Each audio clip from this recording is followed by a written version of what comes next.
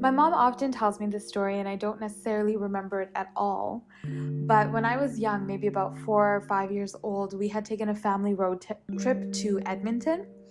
And we had gotten to our destination. There were no parking spots available. So my mom and my dad tell me to pray for a parking spot.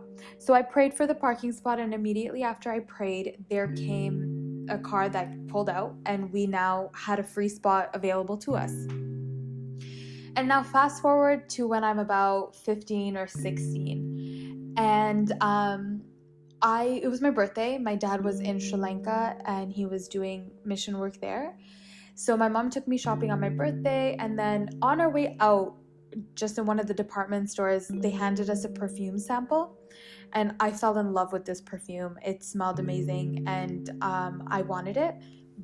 And my mom knew I wanted it. She asked me, but I said no because I knew that I had already gotten more than enough for my birthday, and this was something I didn't need. So I went on, and we got home, and now we're getting ready because my dad was going to land in a few hours.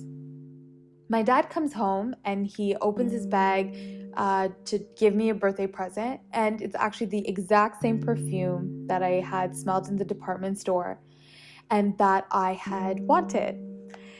And now fast forwarded again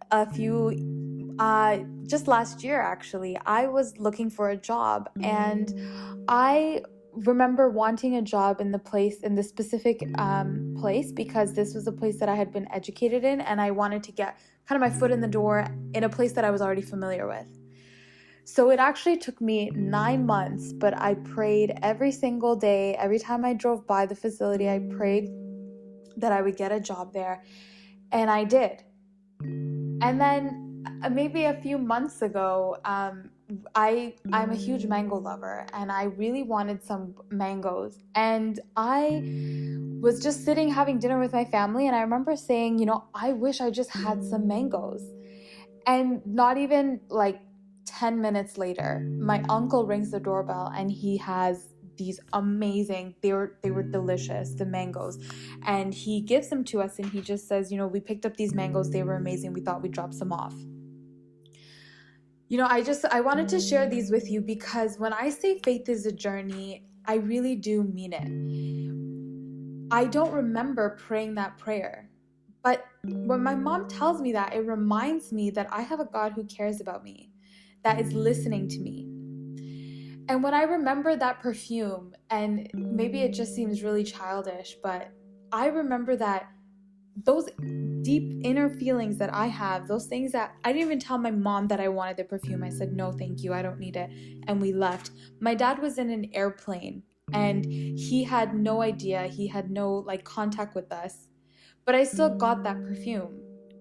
And then it gives me the motivation, and it gives me the trust, it gives me the faith, it gives me the drive to keep pursuing God, because when it comes to those big life-changing things like receiving a job, I know that God will give me the job in His season and in His time.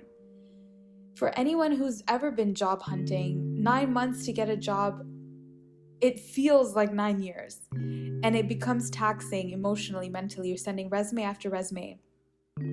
But the verse that we looked at in Deuteronomy in chapter 11, verse 14, it says that He will give the rain for the land in its season. He will make sure that our grains, the wine, the oil is all filled and gathered in His timing.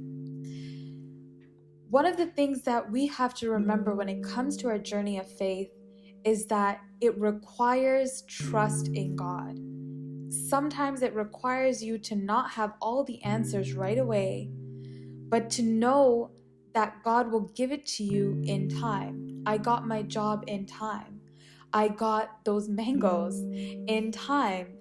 They're two very vast different things, two incredibly different levels of importance. However, to God, your innermost desire and the things that you hope for, the things that you keep in your heart as secret, are things that He will honor, because we have a faithful God. We have a God who loves us. We have a God who cares for us. We have a God who rewards those who diligently seek after him.